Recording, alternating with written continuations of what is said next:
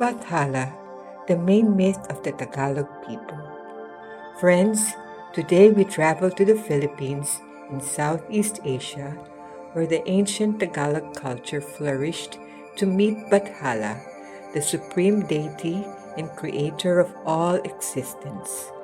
Before Spanish colonization, the Tagalog people understood the world as sacred and alive. At the center stood Bathala, the great God who lived in the sky and governed the balance of the universe.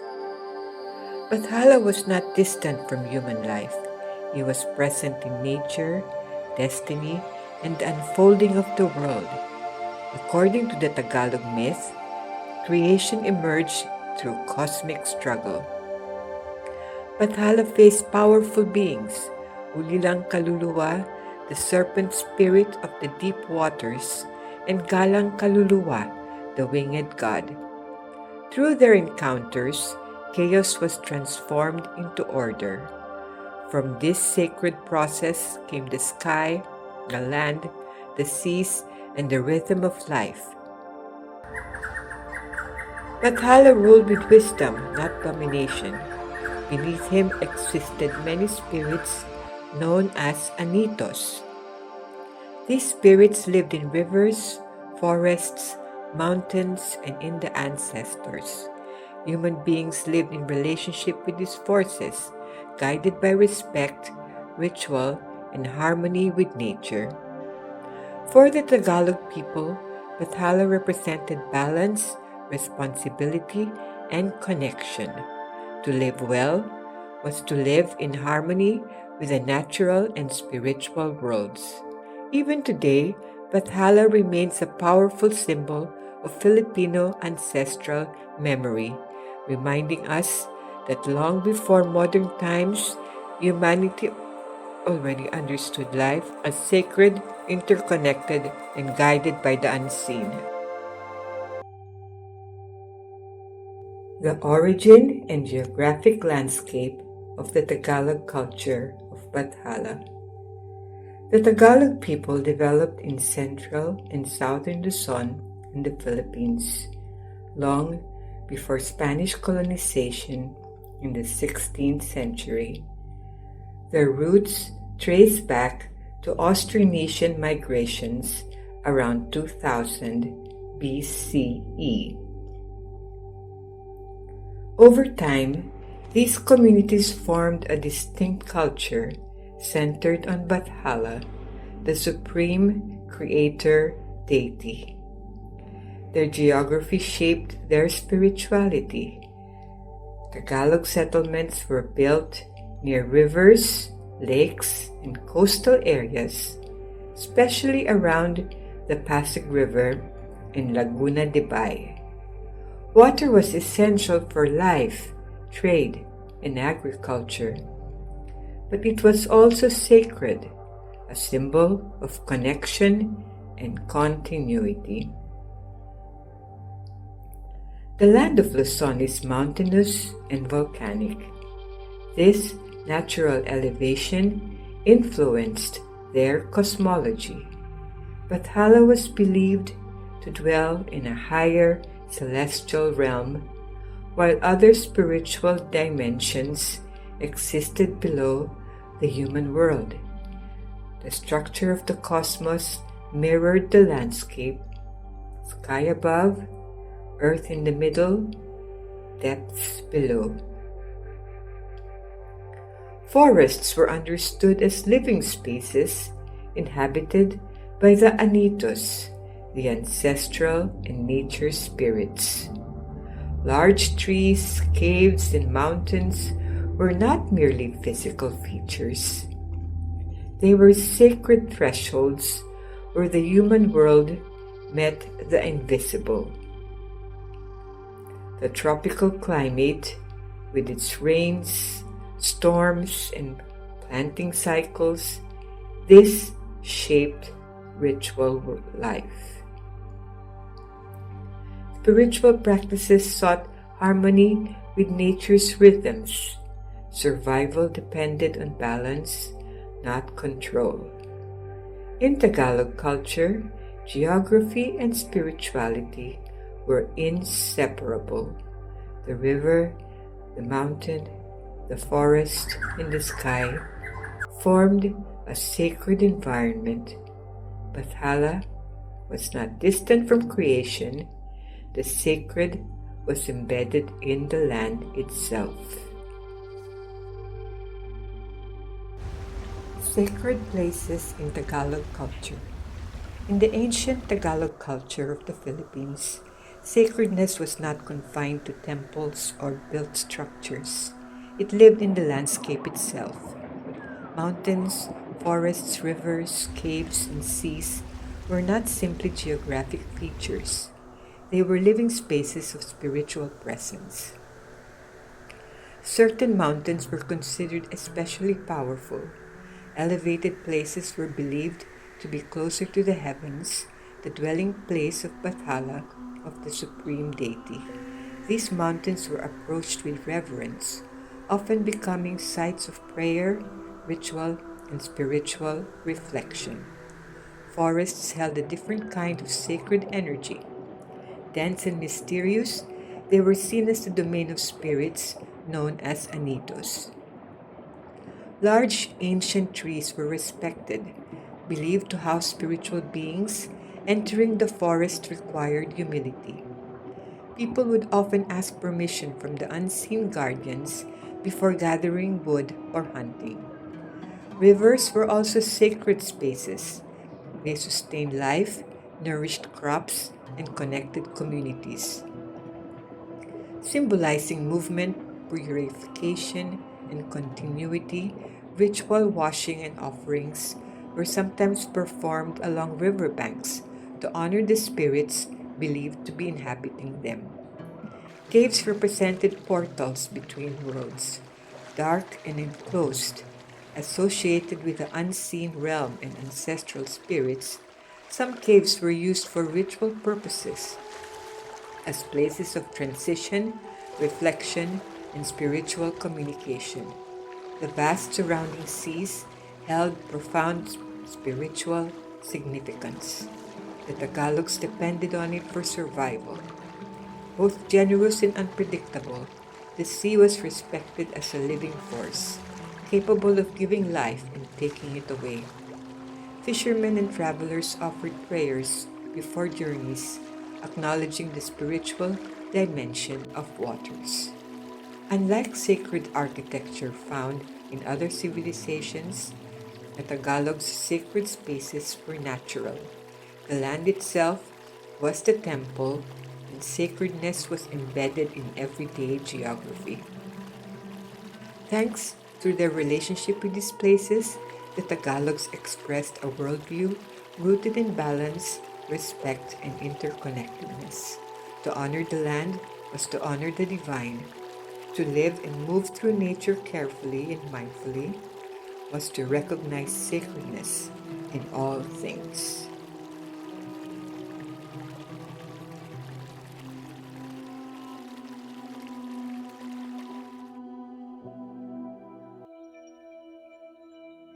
Cosmogony and space of representation in Tagalog culture. In ancient Filipino Tagalog culture, cosmogony, the story of how the universe originated, was not just a myth of beginnings. It was a framework that shaped how reality itself was understood and represented. At the center of Tagalog cosmogony stood Bathala, the supreme deity and source of all things in order. In the beginning, the universe was vast and uncertain. Through sacred encounters and cosmic struggle, structure emerged from chaos.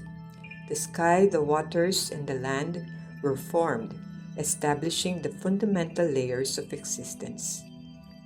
This cosmological vision organized space into vertical dimensions. The upper realm was associated with the heavens and divine presence.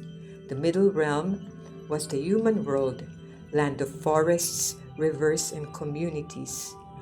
Beneath or beyond lay the deeper spiritual domains, often linked to unseen forces and ancestral spirits. These layers were not isolated, they interacted constantly.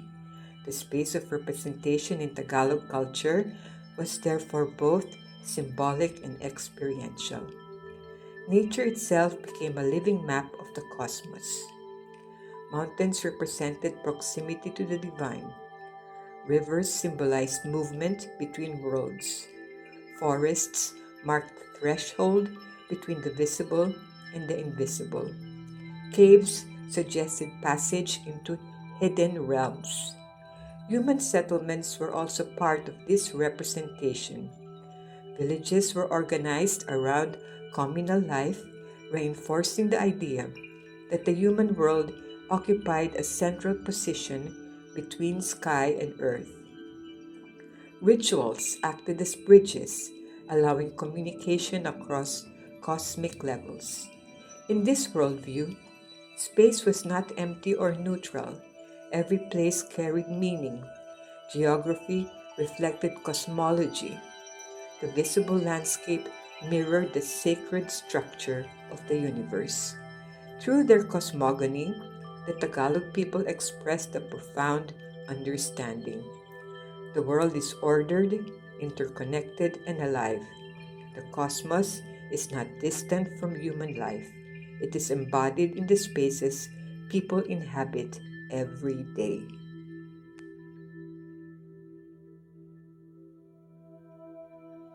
Paths of contact with the sacred in Tagalog culture. In the ancient Tagalog culture of the Philippines, contact with the sacred was not limited to rare or extraordinary moments. The sacred was woven into daily life, present in nature, community, and inner awareness. The paths towards this sacred dimension were diverse, yet deeply integrated into the worldview shaped by Bathala, the supreme deity. One primary path of contact was ritual. Rituals were performed to maintain balance between the human world and the spiritual realm. Offerings of food, drink, or symbolic objects were presented to Anitos, the spirits inhabiting nature, and ancestors. These acts were not gestures of fear, but expressions of respect and reciprocity. Through ritual, harmony was restored and strengthened.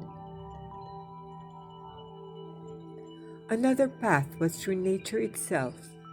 Mountains, rivers, forests, and the sea were living spaces of spiritual presence. Entering a forest required humility. Before fishing or planting, individuals might pause in silent acknowledgement of unseen forces. The landscape was not merely an environment, it was a sacred field of relationship. Community life also created contact with the sacred. Collective labor, shared harvests, and communal ceremonies reinforced interconnectedness. The sacred was experienced not only individually but socially. Harmony within the community reflected cosmic balance under Bathala's order. A further path was through the guidance of spiritual leaders, often known as Babaylan or Catalonan. These individuals served as mediators between worlds. Through prayer, chant, movement, and sometimes trance, they facilitated communication with the spiritual dimension. Their role was not domination, but mediation and healing. Dreams and inner experience also formed a subtle path of contact. The boundary between visible and invisible realms was fluid. Messages could come through intuition, symbols, or ancestral memory. The sacred was not distant, it could be felt within consciousness itself. Ultimately, the deepest path toward the sacred in Tagalog culture was balance. To live ethically, to respect nature, to to honor ancestors, and to act with responsibility. These were daily acts of spiritual alignment. In the worldview centered on Bathala, contact with the sacred did not require separation from life. It required awareness within life. The sacred was present in the sky, in the land, in the community, and within the human spirit.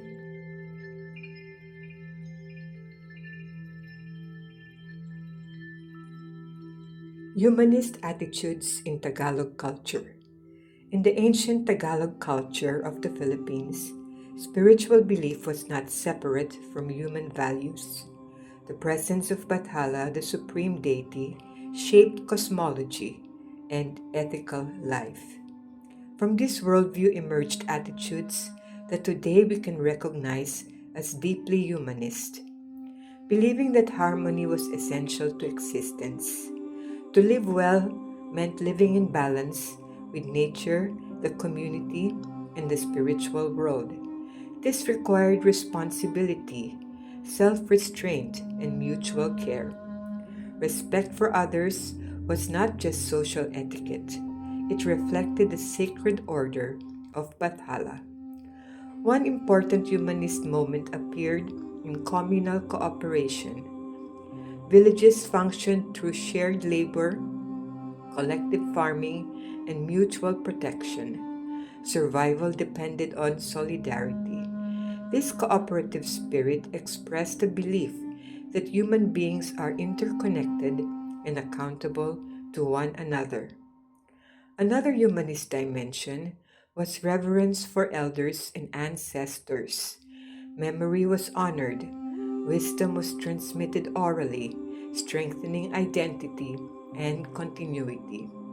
No one was isolated, each person belonged to a lineage and a living community, and a profound respect for the dignity of life. Nature and humanity shared a sacred origin. Harming others or exploiting the land disrupted balance. Ethical behavior was linked to spiritual responsibility. This way, Tagalog culture, centered around Bathala, fostered attitudes of harmony, respect, cooperation, and reverence for life. These values reveal that long before modern humanist philosophy, a living understanding of human dignity, interconnectedness, and moral responsibility already existed. The spirit of the kapwa is the other, seeing and placing oneself in the shoes of the other, treating others with care and consideration, is still active today.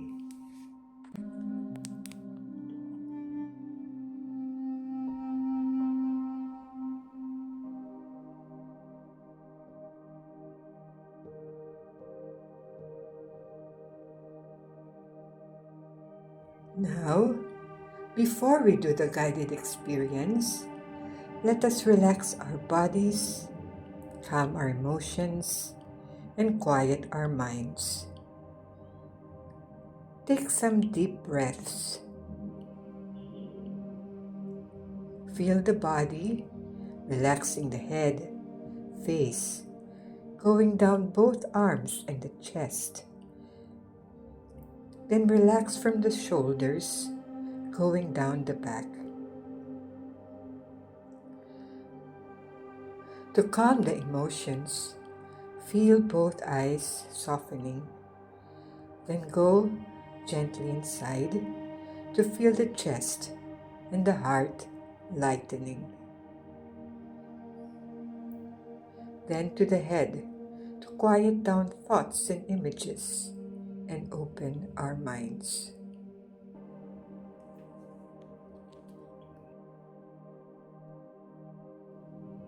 Adiwata comes, Bathala speaks.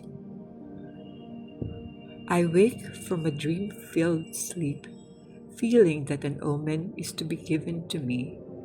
I venture out to the garden where I feel a sacred presence all around. Bathala, Bathala ka na. Dear Bathala, it's all up to you. Mahal na Bathala, mano po. Salamat sa dating mo. Dear Diwata, please bless me and thank you for coming. Dear Diwata, you come with the wisdom, kindness, and strength, with the sacred spirit of the all-knowing Bathala. As I live my life, what will give meaning and fulfillment as I go through the days of my life? I listen to her kind advice. She tells me the answers are deep inside me. Just breathe deeply, quiet your mind, and let the answer arise.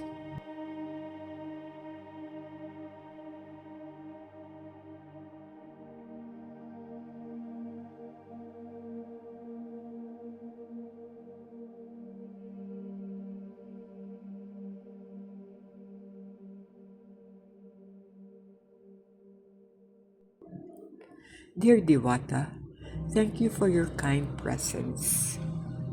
I feel renewed, and the answers I have received will help me traverse my days filled with meaning that will fulfill me here and hopefully in the hereafter.